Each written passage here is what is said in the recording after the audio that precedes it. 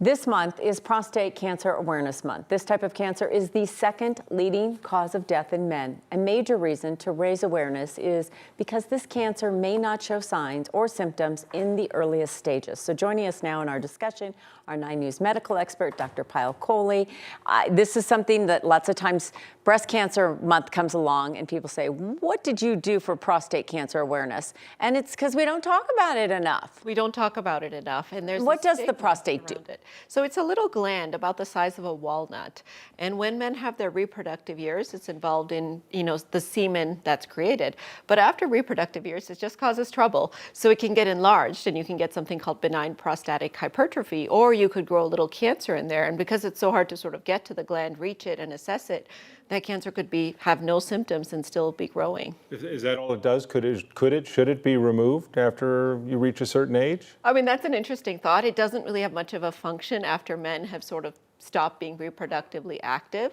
And so it's interesting because they're looking at a lot of studies that shrink the prostate, medicines that shrink the prostate, whether those would protect you against prostate cancer. So men who have enlarged prostates get on these medicines, they could actually potentially have a lower risk. I don't think you should go in and have it removed because it's a big surgery. Right. It's kind of in there and it's a bloody surgery. I've seen it from knowing men who've had to have it removed or have parts of it removed. And you can have erectile dysfunction afterwards. You can have issues with incontinence. A lot of other complications. So it's a big deal. Yeah. So we don't just take it out, but in terms of checking it, making sure that it doesn't sneak up on us, I think that's really important because PSA screening, which is how we would check it, blood test, used to be really trendy.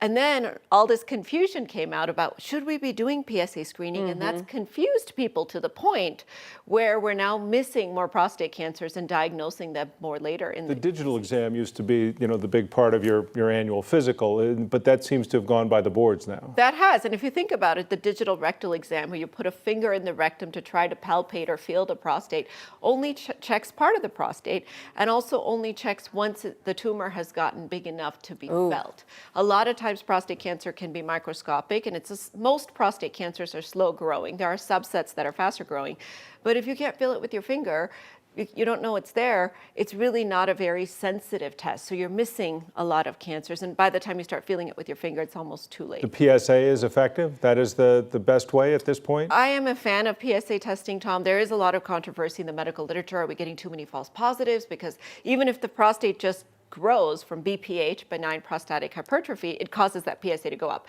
If you have a urine infection, it can go up. Certain medicines can cause it to go up. So you get false positives with it.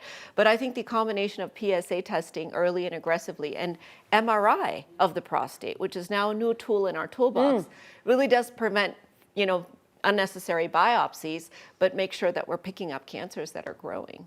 And it's sort of like breast cancer, there's some disparities here. When we talk about certain men are being diagnosed at later stages and dying from prostate cancer. Right, so black men in particular, 1.7 times more likely to get diagnosed and twice as likely to die. And part of that we think is the mistrust of the medical system, but a huge part of that is this lack of screening. We're not checking them often enough. And if you're black, you've got a target sign on you when it comes to prostate cancer, and you really should start screening a lot earlier than everybody else.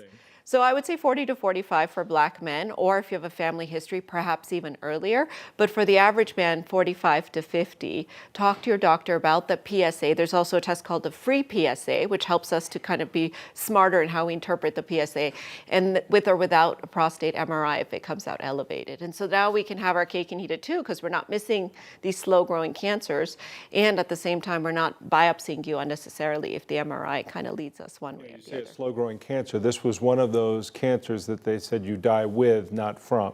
We used to say that. And now what we're finding, especially in younger men, we're finding more aggressive prostate cancers for reasons we don't understand. But there's two sort of subtypes. Majority of them you die with, not from. But that also if you get diagnosed when you're 85 or 90.